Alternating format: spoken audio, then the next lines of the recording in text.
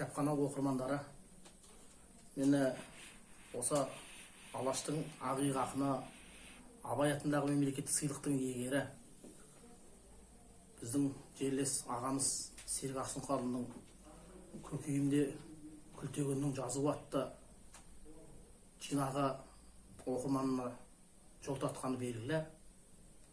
Бұл жинақта ақын ағамыздың ел тақырыбы, елдік тақырыбы, отан тақырыбы, азаматтық поэзия үлгілері енген бұл жинаққа.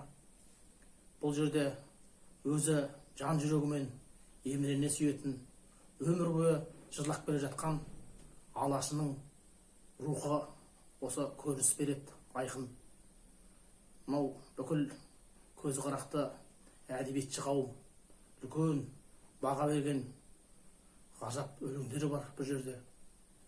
Қазақ деген Кенесары, денесі бар, басы жоқ деген екі-ақ қармағының өзінде бүкіл Алаштың тағдырын арқау еткен үлкен астарлы, салмақты ой жатқанын біз баршамыз анық білеміз.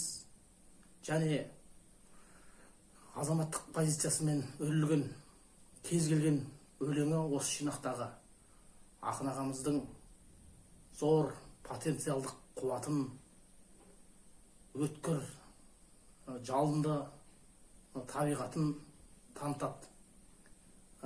Көкейімде күлтегіннің жазуы деген атауының өзінен ақ ежелден тарихтан тамыр тартқан біздің қасиетті ата-бабаларымыз сонау құн дәуірінен, сақ дәуірінен бізге жеткен жәдігер мұралар арқылы жорық жырлары біздің ерлікке толы рухын танимыз.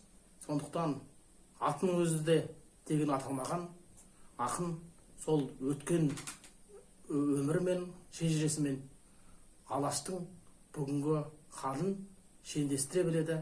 Кез келген өлеңінен өзінің туған Алашына деген махаббаты айқын аңғарылады. Бәріңізді осы кітапты оқуға шақырамын.